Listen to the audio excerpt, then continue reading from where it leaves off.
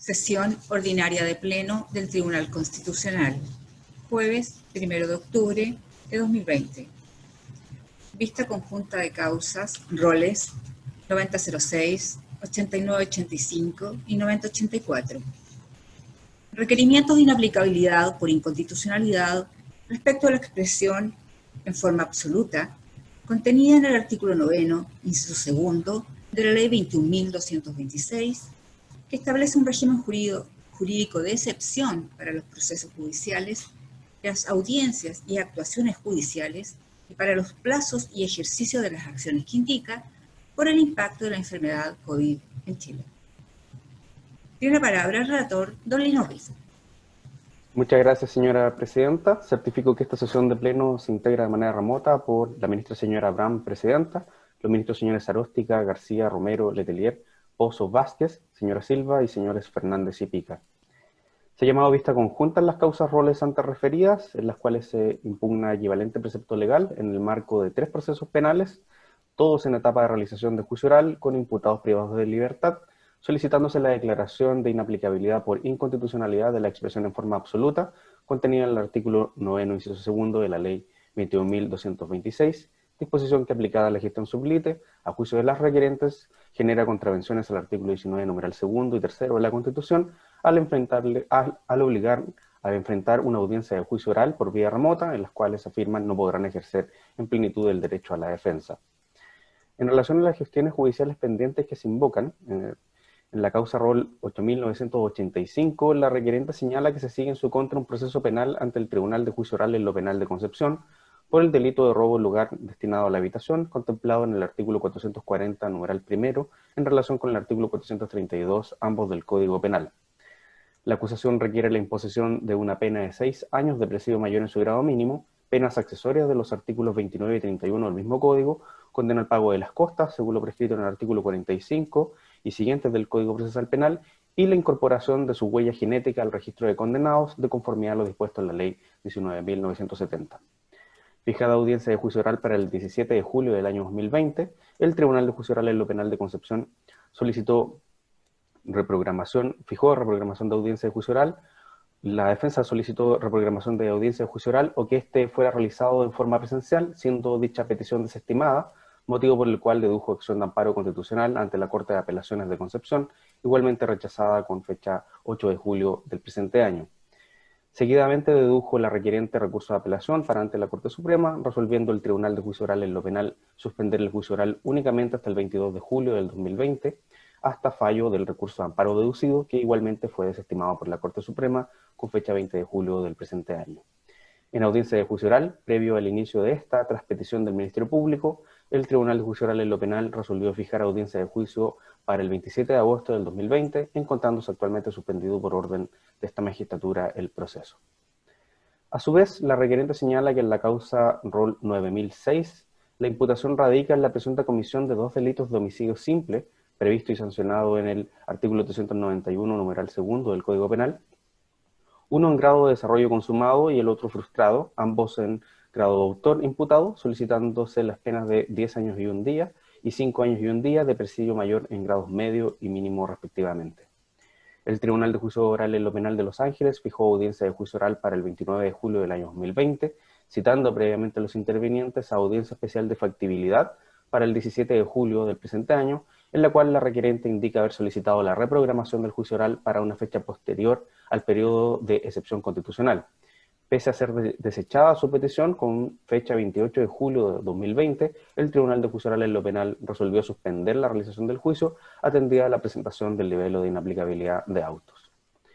A su vez, en la causa rol 9084, la imputación radica en la presunta comisión de un delito de tráfico ilícito de estupefacientes contemplado en el artículo 3 de la Ley 20.000, solicitándose una pena de 10 años y 1 día de presidio mayor en su grado medio y multa de 50 unidades tributarias mensuales. Por resolución del 15 de julio del año 2020, el Tribunal de Juicio Oral en lo Penal de Antofagasta citó a los intervinientes a audiencia para el 27 de julio del presente año, con el objeto de discutir la eventual reprogramación de la audiencia de juicio oral originalmente fijada para el 13 de agosto, resolviéndose en definitiva la mantención de tal fecha para su realización de manera semipresencial. Señala que el 30 de julio de 2020 solicitó por escrito la suspensión del juicio en consideración a que se cumplirían los requisitos establecidos en el artículo 9, actualmente impugnado, que reglamenta la posibilidad de suspensión de juicios orales durante la vigencia del estado de excepción constitucional de catástrofe por calamidad pública. No obstante, con fecha 31 de julio del presente año, el tribunal sentenciador desestimó tal petición, manteniéndose así la fecha originalmente fijada para la realización de la audiencia de juicio. En relación al conflicto constitucional planteado, es equivalente en las tres causas, y así señala la requiriente que en primer lugar existe una vulneración al artículo 19, numeral 3, inciso 6 de la Constitución. La serie de dificultades prácticas que implica la realización de un juicio oral penal no presencial altera la calidad de la información de la prueba que se pretende incorporar a juicio, en la medida que se excluye la inmediación propia de un juicio oral, a consecuencia de que la norma impugnada obliga a ello. El acusado se ve expuesto necesariamente frente a un juicio de menor calidad, vulnerando de ese modo el proceso previo legalmente tramitado y con ello el artículo 19, numeral 3, inciso 6 de la Constitución. En segundo lugar, estima que igualmente se vulnera el artículo 19, numeral 3, inciso 2 de la Carta Fundamental. Para asegurar el respeto a las garantías de la persona imputada que se enfrenta al proceso penal, debe existir una comunicación permanente entre el representado y su letrado, particularmente en la audiencia de juicio oral. La disposición cuestionada posiciona a los acusados en una situación de indefensión sin la debida compañía y asesoramiento de aquel que es imprescindible para poner al acusado en posición de poder hacer valer sus planteamientos efectivamente. La norma referida solo permite suspender audiencias de juicios orales en casos delimitantes que cercenen el derecho a defensa de forma radical, elevando el estándar para pedir suspensión hasta el punto de que derechamente se debe enfrentar una imposibilidad física para su ejercicio. La requiriente precisa en este sentido que en la especie pueden existir limitaciones, pero al no ser de corte absoluto, no se consideran relevantes, obligándose así a los requirientes a enfrentar un juicio con limitaciones y no en plenitud de derechos. Con ello, no es posible brindar una debida asesoría, implicando cada limitación una perturbación y restricción al real ejercicio de la defensa material.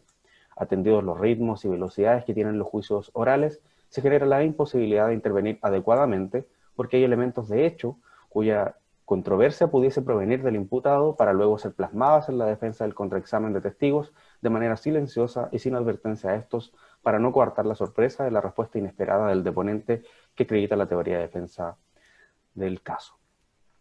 Igualmente sostiene que el precepto infringe el artículo 19, numeral 2 de la Constitución.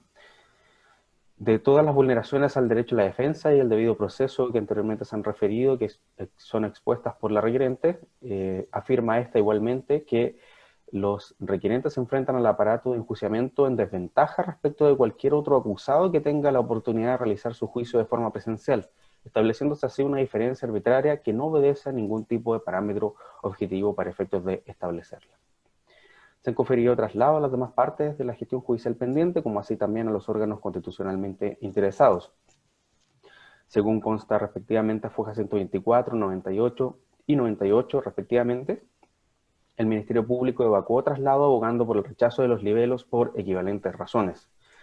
Sostiene así que la totalidad de las críticas que se contienen en los requerimientos apuntan a supuestas deficiencias derivadas de la realización del juicio oral por vía remota, tratándose de una objeción anticipada, general y teórica dirigida contra la realización de un juicio oral por medios telemáticos. La regla del artículo 9, inciso 2 de la ley antes referida regula específicamente la posibilidad de requerir la postergación de una vista, de una causa o de una audiencia en los procedimientos que se encuentren pendientes ante Corte de Apelaciones o la Corte Suprema, alegando algún impedimento generado por la crisis sanitaria y cuando se trate de procedimientos en los que hubieran personas privadas de libertad. En estos casos, no se alega impedimento alguno generado por la calamidad pública o por la emergencia sanitaria ocasionadas por la enfermedad COVID-19. Refiere que no es posible confundir en el marco de la Ley 21.226 los impedimentos a que se refiere el artículo 9 con la realización de juicios o audiencias por vía remota, desde que es la misma ley la que autoriza su realización de esa manera, como surge especialmente de lo expresado en el artículo 10 de la referida ley. En realidad, el precepto objetado no tiene ninguna vinculación con la realización o no de un juicio por vía remota, sino con la aparición de impedimentos generados por la crisis sanitaria que vive el país actualmente, esto es, impedimentos actuales y no futuros o teóricos como aquellos que se hacen valer en estos niveles, de suerte que incluso de declararse inaplicable la regla no variará mayormente la cuestión relacionada con los juicios virtuales. Afirma así que el juicio oral, por lo tanto, no queda exento de control, sino que por el contrario está sujeto al control recursivo previsto en el Código Procesal Penal en a lo menos dos de las causales del recurso de nulidad, a saber, la del artículo 373, letra A, y la del artículo 374, letra C, del mencionado cuerpo de normas, correspondiendo su revisión a la Corte Suprema o a la respectiva Corte de Apelaciones, dependiendo de la causal que se esgrima, siendo especialmente pertinente la primera de las mencionadas disposiciones, que concurre cuando en cualquier etapa del procedimiento o en el pronunciamiento de la sentencia se hubieran infringido sustancialmente derechos o garantías asegurados por la Constitución o los tratados internacionales ratificados por Chile y que se encuentren vigentes. Sin perjuicio de lo anterior, señala que frente a la existencia de impedimentos efectivamente generados por la crisis sanitaria, la regla del artículo 9 antes referido es una regla común establecida para todos los intervinientes y no únicamente para el imputado o su defensa, de suerte que corre en iguales términos para todos quienes tienen intereses reconocidos por la ley en el proceso penal. Estima igualmente que la disposición es abierta y no establece un límite ni un catálogo de impedimentos susceptibles de ser reclamados, lo que entrega a los jueces un amplio campo para valorar si aquellos que se hagan valer son efectivamente impedimentos y luego si son impedimentos absolutos, de suerte que en realidad la norma no denota sino la diferenciación del tipo de procedimiento de que se trata, distinción ampliamente reconocida y aceptada en la configuración procedimental de los procedimientos penales. Expone que dicha regla tampoco clausura los demás mecanismos establecidos por el Código Adjetivo Penal para atender al debido cuidado de garantías y derechos, los que están igualmente vigentes y sin alteraciones. Asevera que la revisión judicial de la validez de los procesos, como la que tiene lugar por la causal del artículo 373A del Código Procesal Penal, que correspondería a invocar si se estima que en la realización de un juicio por medios telemáticos se han infringido garantías, lo que se requiere para obtener un veredicto estimatorio es que dicha infracción sea sustancial, de suerte que aún en el caso que se constate una de aquellas infracciones, si no cumple con ser sustancial, no acarrea invalidación, y esta distinción que difiere en grado con la que se ataca en estos antecedentes es aquella a la que queda sometido cualquier procedimiento que se desarrolle en el marco del Código Procesal Penal, erigiéndose como el baremo definitivo de la validez del juicio y la sentencia en el campo del control sobre el respeto de garantías constitucionales y derechos consagrados en los instrumentos internacionales. Por último, en relación a la realización de juicios orales por vía remota, hace presente que los procesos judiciales han ido aceptando e incorporando elementos producidos por medios telemáticos, cuestión plasmada en la Ley 20.886 sobre tramitación electrónica, y antes de aquello en el proceso penal por medio de un sistema de regulaciones de interconexiones vigentes desde el primer día de vigencia del Código Procesal Penal para un conjunto de actuaciones principalmente escritas. Estima así que no se justifica que las premisas de oralidad, mediación y publicidad no se den en la utilización de medios telemáticos, permitiendo ellos también comunicación de la defensa con el acusado, existiendo en particular diversos pronunciamientos de la segunda sala de la Corte Suprema, tendientes a puntualizar que debe asegurarse el ejercicio del derecho a la defensa por parte del imputado. Finalizo señalando, señora Presidenta, que en autos figuran informes en derecho acompañados por la requerente, correspondientes al profesor Juan Ignacio Piña Roquefort, y también así uno elaborado por los académicos Guillermo Oliver Calderón y Jaime Veravega en abono de las pretensiones de la parte requirente. Esto de cuánto se puede señalar, Presidenta. Gracias. Por la requirente, en las tres causas y hasta por 15 minutos, tiene la palabra don Sebastián Undurraga. Muchas gracias, señora Presidenta. Con su autorización y la venia de este excelentísimo tribunal, alega la Defensoría Penal Pública en representación de 3 personas requirentes. En todas las causas solicitamos se declare inaplicable por inconstitucional la expresión en forma absoluta contenida en el inciso segundo del artículo 9 de la Ley 21.226. Excelentísimo tribunal, en primer lugar, alego en el rol 8985 en representación de don José Luis Cordero. Esta causa se sigue ante el Tribunal Oral de Concepción. Él está acusado por un delito de robo en lugar destinado a la habitación, básicamente porque habría ingresado a través de un escalamiento y luego a través de fractura de una ventana a un domicilio desde donde sustrae 2 relojes. El Ministerio Público solicita una pena de 6 años por este delito. La prueba, básicamente, que se va a rendir en el juicio consiste en declaraciones de 5 testigos entre carabineros y civiles, más un set de fotografías y el extracto de filiación del imputado. En la audiencia de coordinación para la realización de este juicio oral, el Ministerio Público se allanó a la solicitud de suspensión de este juicio, a que había sido previamente solicitada por la defensa, y luego cuando el tribunal rechaza esa solicitud, el Ministerio Público se opone a la realización del juicio a través de forma presencial. En definitiva, este va a ser un juicio de carácter semipresencial, donde va a haber solamente un magistrado presente en la sala del tribunal. Algunos testigos van a declarar desde el tribunal oral en lo penal, la defensa y la fiscalía desde sus domicilios o desde el tribunal respectivamente, según así lo estimen, pero lo relevante es que el imputado va a estar en el centro de cumplimiento penitenciario en que se encuentra actualmente sometido a la cautelar de prisión preventiva. El fundamento para no suspender la realización de este juicio es básicamente el largo tiempo que lleva mi representado en prisión preventiva. En este caso, su señoría excelentísima, la teoría de la defensa es básicamente un error en la identificación y en la identidad de la persona de mi representado respecto a la comisión de este delito. Por eso es imprescindible que esta persona se encuentre presente en el tribunal para los eventuales reconocimientos que vayan a realizar los testigos de cargo. En segundo lugar, excelentísimo tribunal, en el rol 9006, alego en representación de don Carlos Vázquez. Esta causa se encuentra sujeta a conocimiento del Tribunal Oral en lo Penal de Los Ángeles. A esta persona se le imputan 2 delitos de homicidio, uno grado de desarrollo consumado, otro frustrado. Básicamente los hechos dicen en relación con que esta persona habría disparado un arma de fuego en la vía pública, hiriendo a una persona en el tórax, lo que habría resultado en su lamentable fallecimiento, y habría tratado de atacar con esta misma arma de fuego a otra persona. Se le piden por estos delitos las penas de 10 años y un día y 5 años y un día respectivamente, un total de 15 años, 2 días de presidio por estos delitos. Los elementos probatorios de cargo que se acompañan son las declaraciones de 16 testigos, de los cuales 4 son funcionarios policiales, hay un perito tanatólogo y también un funcionario del servicio médico legal que prestará declaración en esta causa. Se acompañan además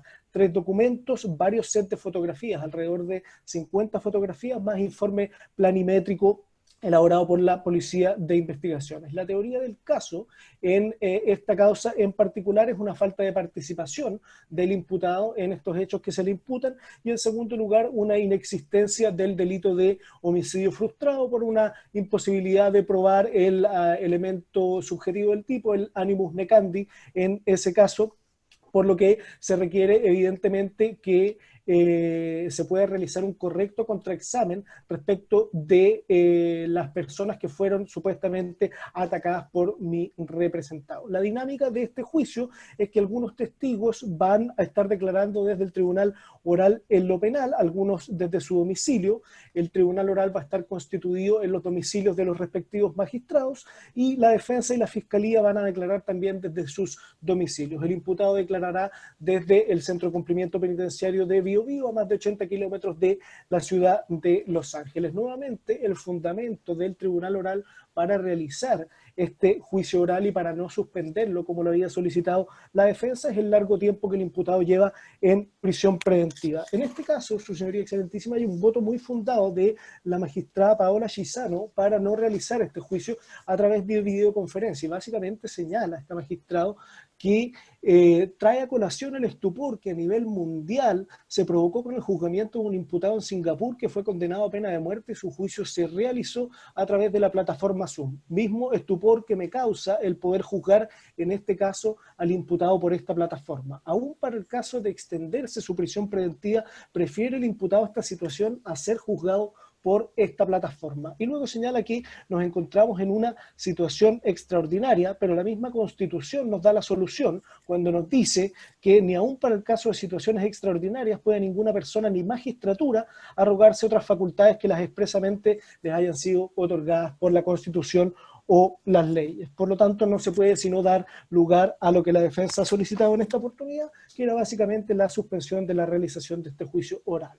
Y en la tercera causa, excelentísimo tribunal, alegamos en representación de doña Victoria Robledo, este es el rol 9084, causa seguida ante el Tribunal Oral de la ciudad de Antofagasta. Se le imputa un delito de tráfico de drogas, básicamente porque se habría encontrado en un bus una maleta con 2,4 kilogramos de marihuana que, según la imputación del Ministerio Público, habrían pertenecido a mi representada. Por este delito se le pide una pena de 10 años y un día en la medida que tiene reincidencia específica por este delito. Artículo 12, número 16 del Código Penal. La prueba que fue ofrecida por el Ministerio Público son las declaraciones de 8 carabineros, 2 declaraciones de testigos protegidos, que entiendo serían el funcionario, el auxiliar del bus donde viajaba esta persona y el chofer del mismo bus, 6 documentos que dicen relación con el análisis químico de las sustancias incautadas y un documento que se refiere al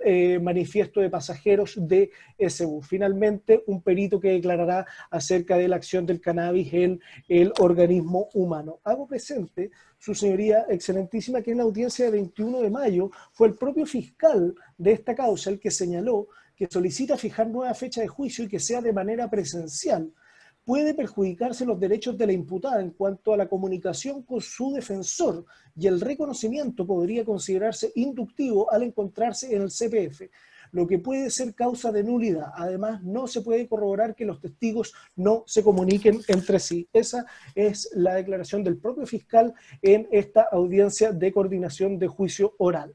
En este caso, la realización del juicio está pronosticada para ser llevada a cabo de la siguiente forma. La defensa y el Ministerio Público comparecerán desde sus respectivos domicilios. El tribunal oral no se ha pronunciado desde dónde se constituirá. Los testigos tampoco sabemos si declararán en el tribunal o desde sus domicilios respectivos. Finalmente, y esto es de lo único que tenemos absoluta certeza, es que el tribunal ha dispuesto que la imputada tiene que declarar desde el centro penitenciario femenino en que se encuentra actualmente en prisión preventiva. La teoría del caso de la defensa en esta causa es una absolución por falta de participación, y esta causa es particularmente relevante a efectos de la discusión que estamos teniendo ante su señoría excelentísima, porque esta causa inicia básicamente porque existía un bus que estaba transitando por la carretera, es detenido en una garita de control donde se controla a todas las personas que viajaban en ese bus. A mi representada le salta una orden de detención pendiente, es detenida por los funcionarios policiales en ese momento, y luego cuando el bus llega al terminal, sobra una maleta que no tiene ninguna relación con mi representada, que había sido bajada con todas sus pertenencias en la garita en la carretera. Por lo tanto, en ese momento los auxiliares del bus denuncian a Carabineros y Carabineros encuentra las sustancias ilícitas en esta maleta, pero no hay ninguna relación entre la titularidad de esta maleta en el bus y mi representada. Por eso es imprescindible el contrainterrogatorio del chofer y del auxiliar del bus en este caso, porque tampoco existe ningún ticket correlativo a la maleta y a mi representada que fue bajada en la mitad de la carretera.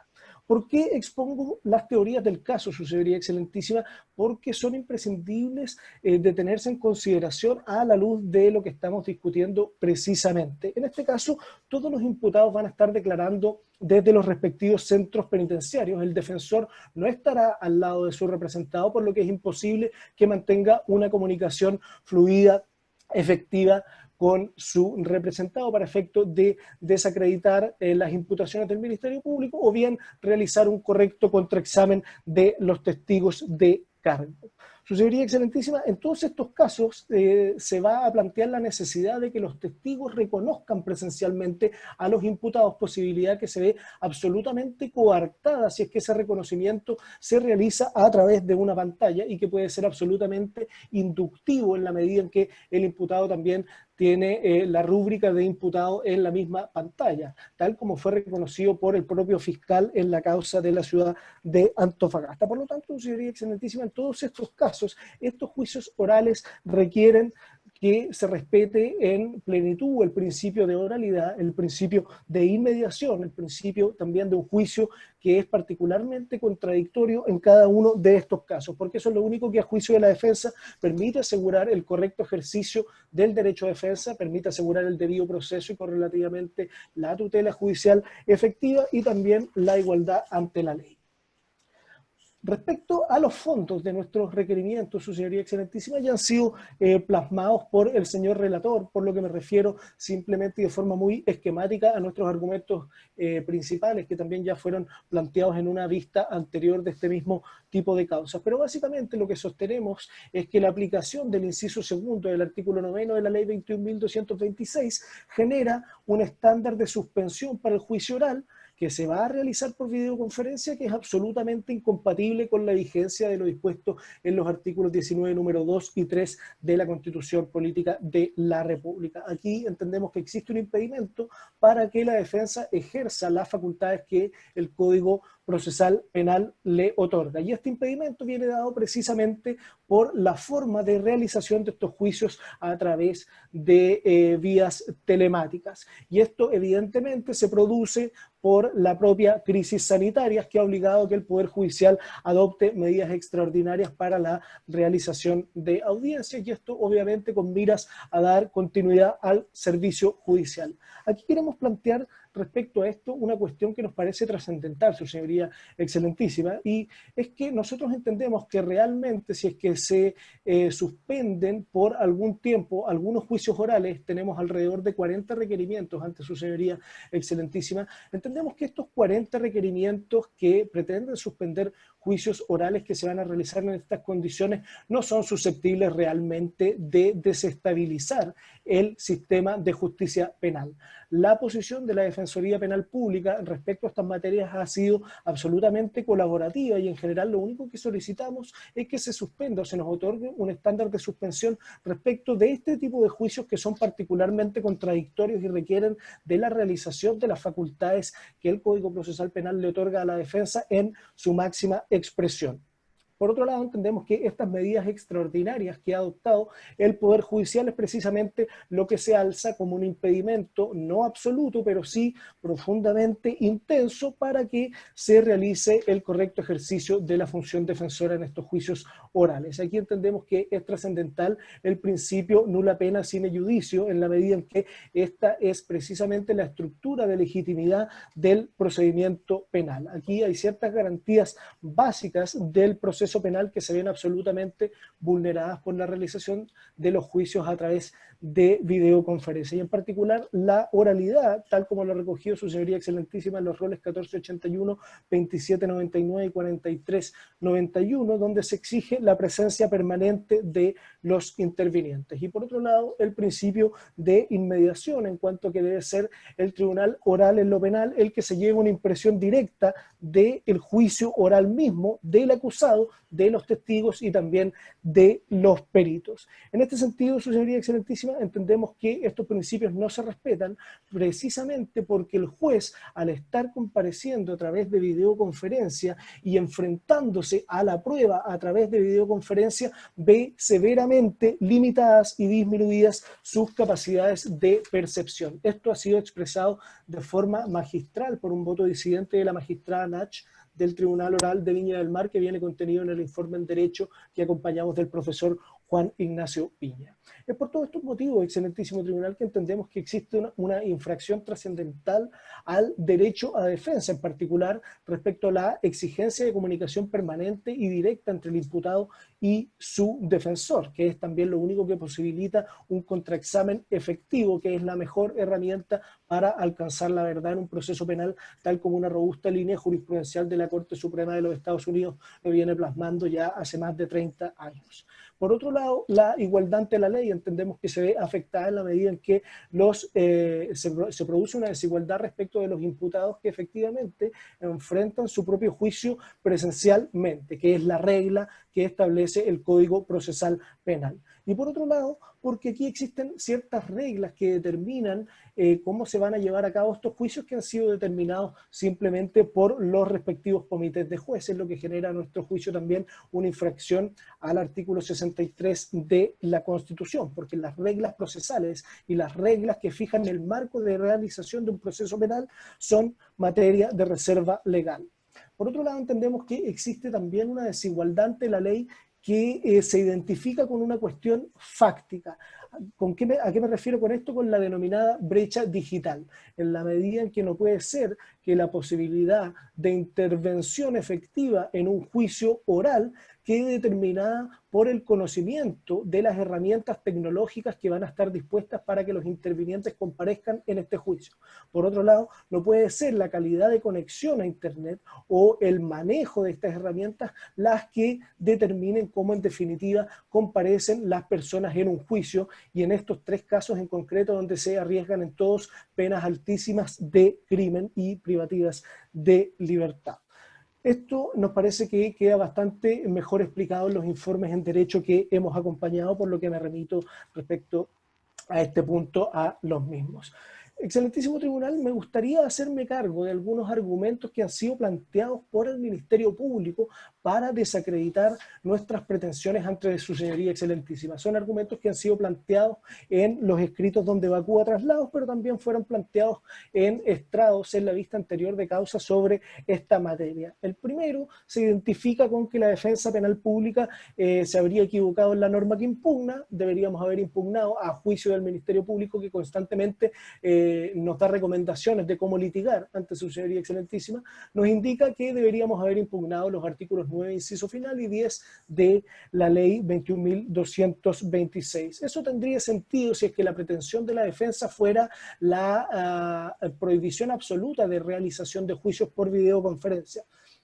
Eso no es lo que pretendemos simplemente es que se nos dote de un estándar de suspensión razonable en algunas causas, en particular hoy en estas tres, donde los juicios son especialmente contradictorios. No pretendemos en ese sentido dejar sin efecto los artículos 9, inciso final, ni el artículo 10 de la ley 21.226. Y por otro lado se nos ha señalado que deberíamos haber impugnado los respectivos autoacordados de la Corte Suprema, actas 53 y 41 de este año. A nuestro juicio, dichas actas, dichos autoacordados, exigen que exista acuerdo de los intervinientes para la realización de una audiencia de juicio oral a través de videoconferencia. Eso lo extraemos de los artículos 25 y 41 del acta número 41.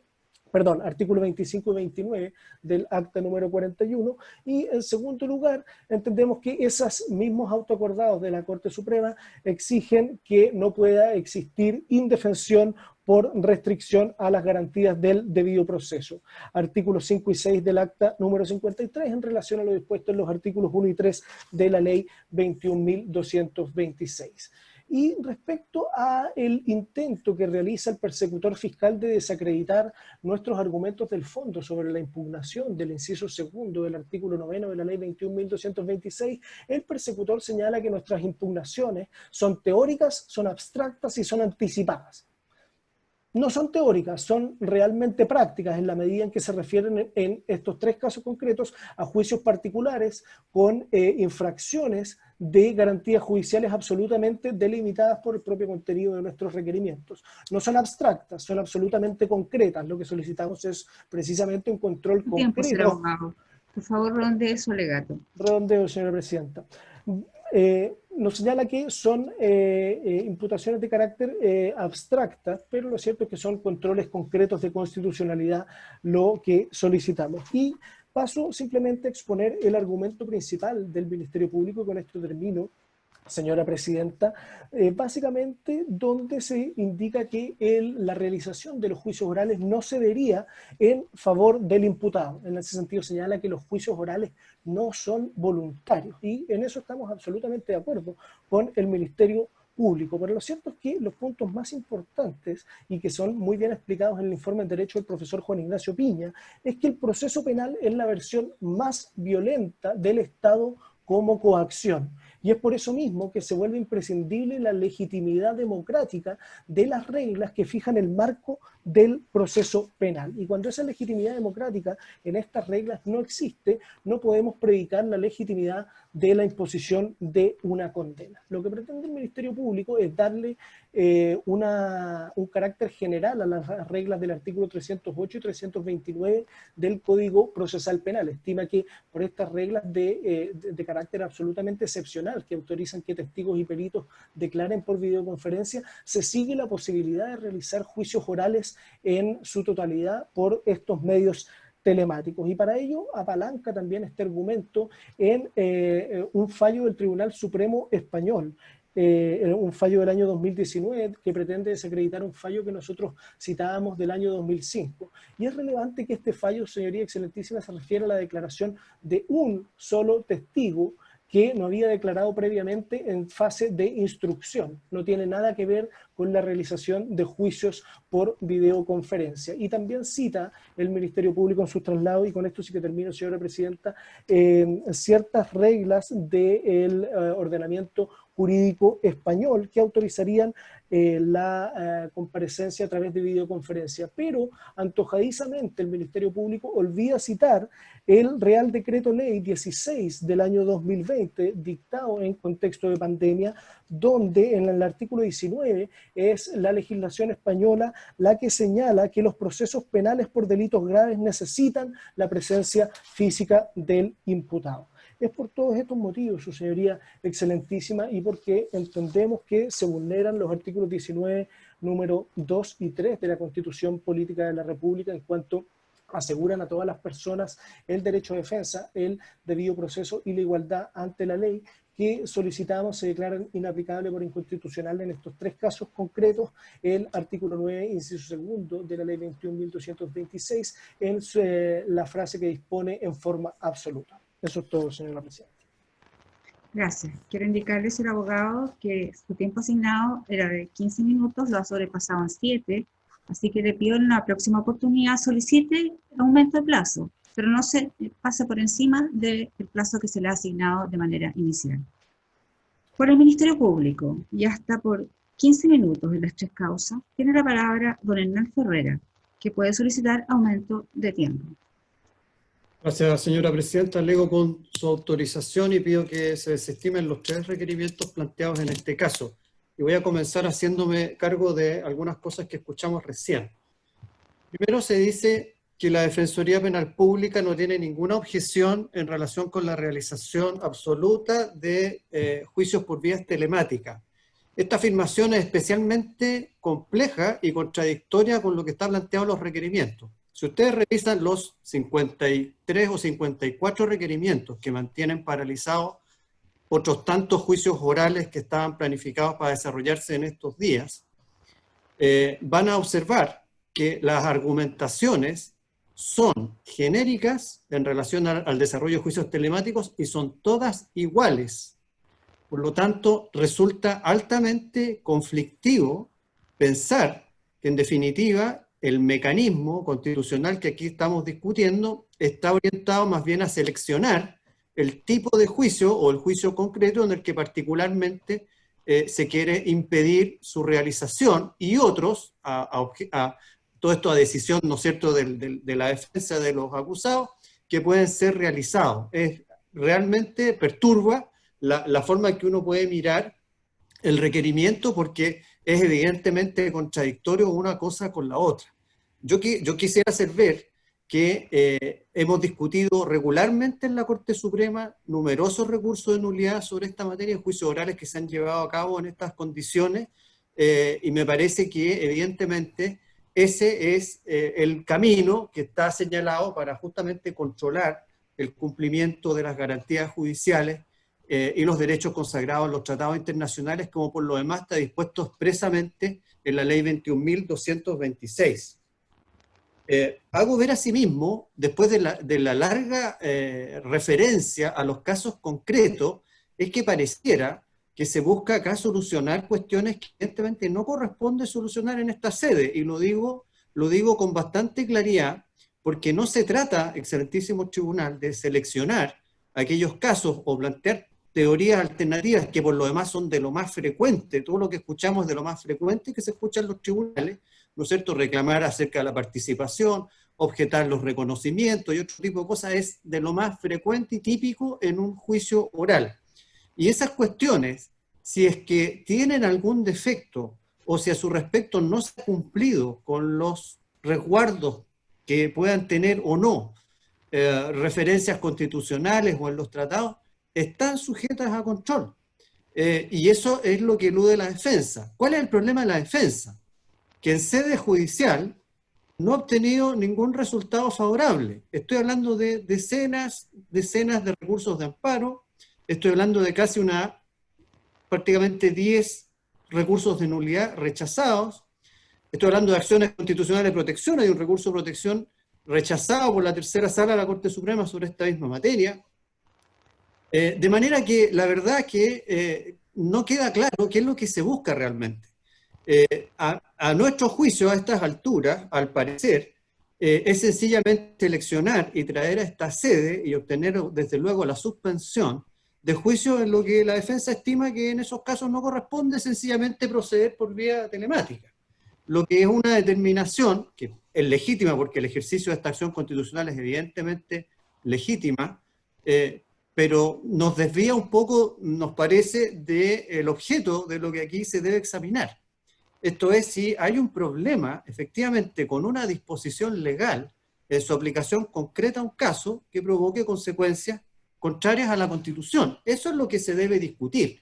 Lo demás, las discusiones típicas de los juicios orales, las infracciones de garantía, son las cosas que se debaten, no solamente ante la Corte Suprema, se debaten en los juicios orales, se debaten muchas veces en las audiencias de preparación de juicio oral, a veces incluso desde los controles de detención. De suerte que hay por lo menos 4 instancias donde esas cuestiones son revisadas en un proceso penal. Estas cosas no suceden sin que hayan tenido la revisión pertinente por parte de la Judicatura, que, como digo, incluso dentro del proceso penal, no se llegan prácticamente a estabilizar sino hasta un fallo final de una Corte Superior que revise un recurso de nulidad. Dichas estas cosas, la primera cuestión que a nosotros nos surge como inquietud en relación con el planteamiento que aquí se hace, es que se apunta contra una disposición legal que hay que tratar de conectarla con lo que aquí se está cuestionando, porque las supuestas infracciones constitucionales que se producen en este caso tienen que ver con defectos en la realización del proceso, relacionados con la realización de un juicio contradictorio, con la inmediación, con la oralidad. Se habla también de infracciones en cuanto al derecho a defensa y la asesoría de un abogado. Se habla de infracciones al principio de igualdad en relación a personas que han tenido la posibilidad de juicios presenciales. Pero lo que está objetado es una regla en la que se establece se establece una especie de incidencia de entorpecimiento, y particularmente en una fracción de esa disposición que dice en forma absoluta. Entonces, la verdad que para atribuirle a ese precepto, a esa sección de ese inciso, las consecuencias relacionadas con la realización de un juicio telemático, con la amplitud que están planteadas en el requerimiento, es algo que queda sin respuesta. Y a nosotros evidentemente nos sorprende, y no es que tratemos de corregir la forma en que litiga la defensa. Nosotros sencillamente estamos viendo que se rechace en esta sede lo que está planteado por la defensa, lo que por lo demás es el ejercicio más básico del Ministerio Público como interviniente en cualquier juicio, de suerte que tampoco merece la pena, digamos, detenerse mayormente en cuál ha sido nuestro deseo al intervenir en estos casos, que se trata sino de pedirle al tribunal el rechazo, pero principalmente liberar el desarrollo de estos juicios que están pendientes, que son antiguos y que comprometen no solamente los intereses de un imputado. Aquí, entre estos 3 casos, hay un delito, hay un homicidio, hay un tráfico y hay un robo en lugar habitado. Hay personas que son víctimas de estos delitos, hay testigos y una serie de elementos de pruebas que están expuestos a perecer adicionalmente con la dilación de los procesos, y todo eso evidentemente, porque tenemos la carga de la prueba, nos lleva, así como ocurre también con el Poder Judicial, a llevar adelante estos procesos y concluirlos como corresponde. ¿Por qué decimos que no procede o que no apunta, no acierta con la regla señalada? Porque en el inciso último del artículo 9 es donde se dice, excelentísimo, porque el resto de la regla está referido a las Cortes de Apelación y la Corte Suprema, si eso se puede revisar porque está dicho expresamente en el artículo 9. Pero en la parte final del artículo 9 dice: los tribunales también podrán disponer de oficio que se proceda en forma remota en los términos del artículo 10. Y el artículo 10 lo que dice es que cada vez que se decida llevar a cabo los juicios o las audiencias de esta manera, estos deben respetar ciertos parámetros. Y esos parámetros coinciden exactamente con el control que tiene la ley entregado a la Corte Suprema, particularmente para su revisión, eventualmente una Corte de Apelaciones por la causal de la letra C del artículo 374. Entonces, claro que llama la atención que se pretenda resolver en la forma que está planteado en los requerimientos, que es teórica, que es general, que es idéntica en los 53 o 54 casos, un problema que evidentemente no está radicado en esa regla y en ese punto concretamente, sino en otras disposiciones legales. Nosotros hemos hecho notar, al efecto, que en relación particularmente con la regla cuestionada, lo que llama la atención es que se pretenda hacer o entrar más bien a la discusión genérica del desarrollo de juicios por vía telemática por una regla que tiene otro sentido que se desprende de su análisis más o menos en detalle. El artículo 9, el inciso segundo, lo que permite es suspender o postergar audiencias. No impide el desarrollo de las audiencias, sino su postergación, eventualmente dilación, por el surgimiento de impedimentos derivados o que se generen por la crisis sanitaria. ¿Es posible poner dentro de estos impedimentos, en términos gruesos, como impedimento ya sencillamente el desarrollo de los juicios orales por vías telemáticas? En nuestra opinión, no.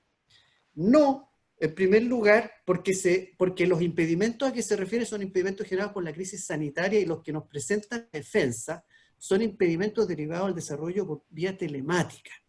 Se podrá argumentar y decir que ulteriormente o causalmente, ya en un vínculo un poquito más alejado, está evidentemente de fondo esta crisis, pero lo cierto es que el impedimento que se está estudiando no es por la crisis sanitaria. No es que una persona esté en cuarentena y no pueda salir, no es que una persona esté aislada, no es que una persona esté enferma, en cuarentena, impedida de tomar contacto, que son los tipos de cuestiones que están recogidos evidentemente en esa disposición. De lo que se está hablando sencillamente es la realización futura de un juicio por vía telemática. No es impedimento, ni puede considerarse impedimento la realización del juicio telemática, porque lo que se recoge allí son obstáculos actuales. ¿Por qué son actuales? Porque esto es una regla que es un entorpecimiento. Es lo mismo que está establecido en el Código de Procedimiento Civil, en el artículo 339. Son impedimentos, entorpecimientos para el ejercicio de derechos. Deben ser actuales, de otra manera no se les puede hacer lugar, y aquí estamos hablando en realidad de lo que va a ocurrir más adelante. Y además, lo que en este caso ocurre es sencillamente que lo que se busca es clausurar definitivamente, en estos casos, ¿no es cierto?, el desarrollo de los juicios orales por vías telemáticas, lo que evidentemente está lejos de lo que busca este artículo particularmente, es la suspensión de ciertas audiencias. Hoy día, excelentísimo tribunal, la vez anterior que revisamos esto estaba pendiente de la eventual ampliación del estado de catástrofe, pero ya sabemos que esto llega por lo menos hasta el mes de diciembre. De suerte que la verdad es que lo que está en juego es el desarrollo justamente de las diversas instancias judiciales y la no paralización del servicio respectivo, tan relevante como bien lo sabe esta magistratura. Quisiera hacer notar enseguida que en relación ya concretamente con este tipo de impedimentos, si uno analiza la regla, tampoco genera los problemas que están allí dichos. Nosotros damos por descartado que de allí no se desprende la realización de juicios telemáticos, de manera que excluyendo, manteniendo esa regla, no vamos a resolver el problema de los juicios telemáticos, que no tiene mucho que ver con eso. Pero en concreto, la disposición relativa a estos impedimentos es una disposición que está disponible para todos los intervinientes. Y por esa razón es que la ley ha hecho una diferenciación entre dos grupos de casos dentro de los casos penales, que abarcan, y hay que recordarlo, tanto lo del Código de Procesal Penal como lo del Código de Procedimiento Penal, juicio escrito de carácter inquisitivo y juicio oral de carácter acusatorio. En ambos casos, la norma, la ley 21.226, establece para todos los intervinientes o partes la posibilidad de invocar este tipo de impedimentos. Y hace una distinción respecto de las causas en que hay personas privadas de libertad. Y esta distinción está llena de sentido. Está llena de sentido que ha sido recogido en diversas disposiciones legales. Nosotros siempre hacemos alusión, por ejemplo, a las preferencias para las vistas de las causas, la imposibilidad de suspender audiencia, artículo 367 del Código Procesal Penal, artículo 69 del Código Orgánico de Tribunales. Evidentemente, los intereses o derechos que están comprometidos en un proceso con una persona privada de libertad no son los mismos de un proceso civil o incluso un proceso penal en el que no haya personas en esa situación. Y esa distinción, y hay que ponerse en el caso de que quien pretenda suspender esto sea alguien que no es la defensa del imputado, porque la regla es amplia, o el Ministerio Público, eventualmente un querellante, ¿no es cierto?, pretender postergar los juicios de una persona privada de libertad. Excelentísimo Tribunal, nosotros en paralelo a esta discusión recibimos en la Corte Suprema recursos de amparo para la libertad de personas que están privadas de libertad por juicios que han sido postergados por juicios orales que no se han llevado a cabo. De suerte que la verdad es que el equilibrio y el examen global de todos estos fenómenos nos lleva sencillamente a ponernos en el escenario de, bueno, llevemos adelante los juicios, controlémoslos como corresponde para el cumplimiento de derechos y garantías como por lo demás está previsto en la ley. La defensa tiene por lo menos dos mecanismos adicionales para enfrentar estos problemas. Lo que pasa es que le ha ido mal. Uno, artículo 10 del Código Procesal Penal, cautela de garantías, plenamente vigente, exactamente lo mismo que estamos discutiendo acá. Si el juez debe revisar si de algún modo en los procesos se están infringiendo o se está provocando impedimentos también en el ejercicio de garantías o derechos. Y el juez de garantía puede sobreseer temporalmente, incluso, me parece la regla lo permite a ese respecto. Los recursos de amparo también han sido materia de debate en este caso y han sido todos invariablemente rechazados respecto de esta discusión. Cuando se invocan los votos disidentes de los tribunales orales sobre esta materia, son votos sumamente conocidos, son jueces que tienen una postura distinta y lo han plasmado en todas sus decisiones, pero eso la verdad que no abunda más que en argumentos y no representa la verdad una solución al fenómeno que se está viviendo. Por lo tanto, lo que hace la ley es hacer una distinción respecto de delitos con personas privadas de libertad que es absolutamente razonable, porque no hay otro proceso en el que haya una situación como esta, es absolutamente eficaz, puesto que limita en la medida adecuada la posibilidad de postergar los juicios y es proporcional porque permitiendo eventualmente la suspensión, esto queda lo suficientemente acotado como para no extender la afectación de derechos de las personas que están sometidos a los procesos penales. La verdad que no hay mucho que decir respecto de esta regla, que en nuestro concepto cumple evidentemente con todos esos parámetros, pero absolutamente fuera de lo que tiene que ver con el desarrollo de los juicios telemáticos. Señora Presidenta, le pido 5 minutos adicionales para concluir. De acuerdo. Muchas gracias. Y ahora nosotros tampoco hemos querido eludir el tema de los juicios telemáticos en general. Y aquí la defensa nos achaca algunas expresiones que hacen ver que no se han revisado adecuadamente lo que hemos planteado. Cuando se quiere discutir teóricamente y en términos generales la posibilidad de desarrollar juicios de esta manera, hay un problema legal, porque la ley recoge de antes la posibilidad de llevar a cabo pruebas dentro del proceso de esta forma. No estamos diciendo que estas reglas autoricen los juicios telemáticos, está todo resuelto, eso la verdad que nos ahorraría un montón de problemas. Pero lo que sí estamos diciendo es que para enfrentar teóricamente el problema como está planteado, hay que hacerse cargo de que hay disposiciones legales en las que está permitido, en el Código Procesal Penal, en las que está permitido rendir pruebas de esa manera. De suerte que, supongamos, un caso, ya que estamos tan casuísticos en el análisis de los casos, un caso en que un testigo sea muy relevante y tenga que rendir pruebas por vía telemática, o sea la víctima que tenga que reconocer a una persona. Por ejemplo, todo eso está dentro del Código Procesal Penal, antes de la pandemia, antes de cualquier otra cosa. Por lo tanto, que nos parece que para enfrentar teóricamente y a priori una supuesta incompatibilidad genérica, ¿no es cierto?, en relación con las garantías del debido proceso y otras, hay que superar este escollo y no hay ninguna referencia en estos procesos constitucionales acerca de eso. Nosotros hemos señalado que, por el contrario, lo que se ha hecho es tener una disposición legal que autoriza la realización por vías telemáticas, artículo 9, inciso 4, sujeta a control de la judicatura en relación a los parámetros que están señalados en el artículo 10, y por lo tanto lo que queda es sencillamente desplegar todos esos elementos y sujetarlos a los controles pertinentes. En este sentido es que hemos hecho referencia a lo que han hecho en España. Lo hacemos porque primero allí está dicho en los textos legales de qué se está hablando cuando se habla de medios telemáticos, ¿no es cierto? Y hay una regla que nosotros obviamente la hemos invocado, el artículo 229 de la Ley Orgánica del Poder Judicial de ese país, que dice que se trata de cualquier mecanismo o sistema que permita la comunicación bidireccional y simultánea de imagen y sonido y la interacción visual, auditiva y verbal entre personas que están en lugares distintos.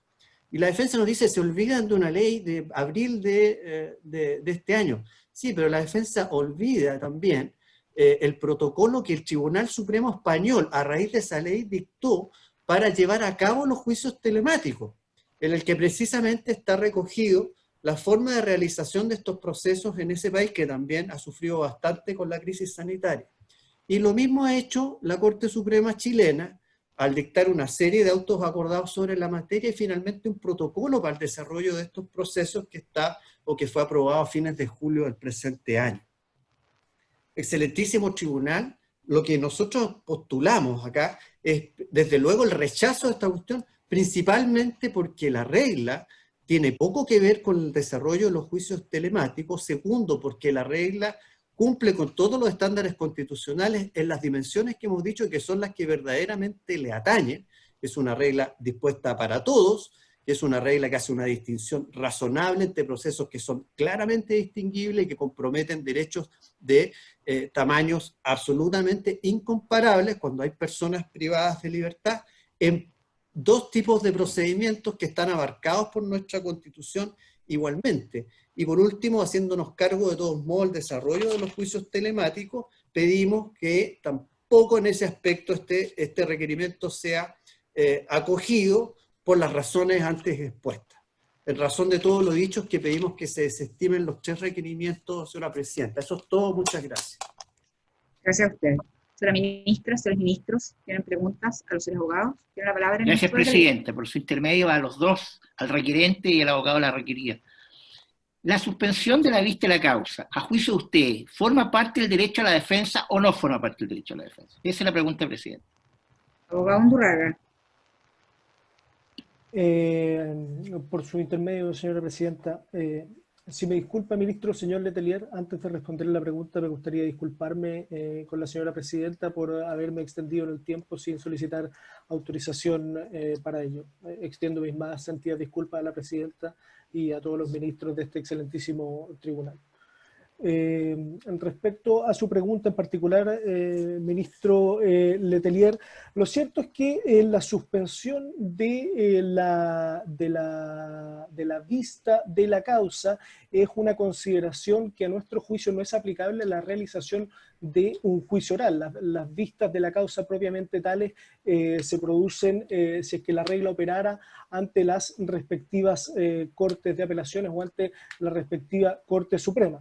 Pero sin embargo entiendo a lo que apunta su pregunta y me gustaría señalar que a nuestro juicio sí, las estrategias de defensa pueden ser bastante complejas y en ese sentido tener en relación con cuestiones adicionales a la aplicación del derecho propiamente tal y a las respectivas teorías del caso de la defensa. Por ejemplo, puede ser parte de la teoría de la defensa o del derecho a defensa propiamente tal en relación a su teoría del caso, que se solicite la suspensión de la realización de una audiencia, por ejemplo, porque no puede comparecer un testigo de descargo. En ese sentido, obviamente, quedaría cubierto por el derecho a defensa la misma solicitud de suspensión, ya sea de la vista de la causa ante una corte o la realización del juicio ante el tribunal oral en lo penal. Y en relación a los tres casos particulares, entendemos que evidentemente sí, es parte de nuestro derecho a defensa solicitar que se suspenda la realización de esta audiencia mientras no se puedan asegurar las condiciones fácticas de realización de estos juicios orales a través del respeto de las reglas que el Código Procesal Penal nos otorga para ejercer nuestras facultades de defensa. Por lo tanto, es parte de nuestro derecho a defensa y el de cada uno de nuestros imputados el que solicitemos la suspensión de la vista o de la realización de la audiencia de juicio oral mientras no podamos realizar un contraexamen efectivo, mientras no podamos comunicarnos directa y privadamente con nuestros representados, mientras el tribunal no nos puede asegurar que los testigos y peritos no se comunican entre sí, mientras el tribunal no nos puede asegurar que los testigos y peritos no declaran leyendo minutas. Por eso, a su pregunta, sí, señor ministro. Abogado señor Ferrara. Carrera, Sí. perdón. Sí, gracias, señora presidenta. Yo tengo muchas dudas en relación con eso y creo que por lo menos en la ley podemos distinguir dos niveles del desarrollo del derecho a defensa. Desde luego, hay un aspecto que está cubierto por la Constitución y los tratados, pero hay otro que está en un nivel inferior, que yo creo que es en el que se encuentra precisamente la posibilidad de suspender esto. Esta distinción uno la puede observar en la diferencia que hace la ley en relación, por ejemplo, a las causales de invalidación. El artículo 374, letra C, para invalidar los procesos cuando se ha impedido a la defensa ejercer facultades o derechos que la ley les reconoce, y en cambio, el artículo 373, letra A, alude precisamente a la posibilidad de infringir garantías o derechos, entre los cuales evidentemente hay algunos aspectos relacionados al derecho a defensa. Yo veo que la posibilidad de las suspensiones, por ejemplo, como están las vistas de las causas, muchas veces tiene que ver más bien con el desarrollo de cuestiones prácticas que tiene que ver con las necesidades del litigio y que deben asegurarse en el marco que ahí están señalados, pero tengo mis dudas que tenga derechamente o directamente un vínculo con la Constitución y con el derecho a defensa allí consagrado. Gracias. Señora ministra, señores ministros. Presidenta, Ministro Pozo. una pregunta eminentemente constitucional a raíz de este tema que ha surgido. El principio de inmediación que está invocado, yo lo vi en los requerimientos, es una derivación del principio de oralidad que está manifiestamente expreso dentro del debido proceso penal en nuestra Constitución. Ahí, ¿cómo se soluciona el problema de la inmediación en eso? La inmediación en el sentido de aquella garantía en que el juez conocerá a las partes, conocerá y se involucrará en el procedimiento, lo que resulta una cosa indispensable para la emisión de una sentencia justa. Ese es para mí el meollo de este asunto aquí. Es decir, puede ser muy moderno, puede ser muy necesario, puede ser que se requiera esto atendida a la necesidad que esto se solucione en un tema grave, pero ¿cómo logra eso que va tan ligado a veces a la noción de individualización de la pena? Es decir, ¿cómo se hace cuenta? ¿Cómo soluciona? Esa pregunta va dirigida a las dos partes, por favor, Presidenta, por su intermedio. Tiene la palabra abogado Undurraga. Evidentemente constitucional, Presidenta, no lo he hecho, no. ¿Cómo se soluciona ese principio clave? Abogado Undurraga. Gracias, señora presidenta, por su intermedio. Agradezco la pregunta, ministro, señor Pozo. Y a nuestro juicio, la verdad es que yo no le podría dar una respuesta general, porque nosotros no impugnamos la generalidad de los juicios que se realizan a través de este sistema telemático, sino que actualmente estamos conociendo solo 3 causas. Y solo le puedo dar una respuesta respecto de estas 3 causas y de los otros requerimientos que hemos planteado. Y básicamente, a nuestro juicio, la inmediación, tanto en su aspecto material como en su aspecto formal, en este tipo de causas tiene un problema irresoluble y se perjudica y se daña la posibilidad de inmediación de forma irresoluble respecto de la consagración constitucional del debido proceso. ¿Y por qué señalo esto, excelentísimo tribunal? Básicamente porque el principio de inmediación como expresión paradigmática de un juicio oral que integra obviamente el debido proceso a nivel constitucional, supone que el tribunal se imponga directamente de las impresiones que los elementos probatorios vierten en el juicio. Y es nuestro punto de vista que lo que existe en este tipo de causas no es una especie de inmediación remota. Nos parece que es imposible la existencia de una inmediación remota. Lo que existe es una mediación telemática. Y esa mediación telemática, a nuestro juicio, es derechamente incompatible con el estándar constitucional del debido proceso y del derecho a defensa. Por lo tanto, en estos tres casos particulares, nos parece que el problema es absolutamente irresoluble. Y es por eso que lo que pretendemos es que se suspenda la realización de esta audiencia hasta que se pueda llevar a cabo de manera presencial, que es precisamente como el Código Procesal Penal, que materializa a nivel legal el debido proceso y el derecho a defensa, contempla la realización de los juicios orales en el proceso penal. Gracias. Abogado Ferreira. Sí, yo quisiera comenzar señalando que la regla del artículo 9 particularmente cubre tanto un proceso acusatorio y oral como un proceso escrito, o sea, a nivel constitucional y a nivel legal. Ese es el ámbito, el amplio ámbito que cubren estas reglas, lo que hace difícil, digamos, resolver el problema en el nivel constitucional, porque obviamente la ley superior está o debe cubrir los dos procedimientos vigentes hoy en Chile. El Código Procesal de Procedimiento Penal está vigente en Chile, rige no pocos casos, digamos, hoy en día. El tema de la inmediación es el contacto directo del juez con las pruebas, ¿no? En términos procedimentales. Y a ese efecto, el asunto a resolver es si necesitamos presencialidad o no, más que inmediación. Porque en una audiencia telemática, lo que se está en realidad cuestionando es la presencialidad, que es una cuestión, a mi juicio, distinta.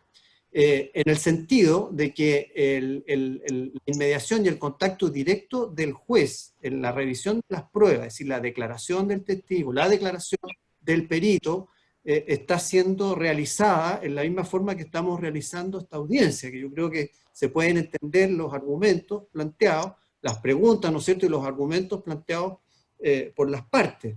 En la sentencia que nosotros hemos invocado, no tenemos veredictos chilenos sobre este particular, por eso acudimos a lo que ha ocurrido en España. Y efectivamente este es un fallo anterior a la pandemia, pero es interesante revisar esta sentencia que está mencionada en nuestra contestación. En relación a la inmediación, derechamente, el Tribunal Supremo señala, en relación con la realización de videoconferencias, dice que lejos de suponer un obstáculo para la inmediación, permiten mejor cumplimiento de este principio. No sé si ser tan entusiastas, pero la verdad que el tribunal observa que no hay incompatibilidad en relación con la inmediación. Y por último, hago ver que una observación a esa altura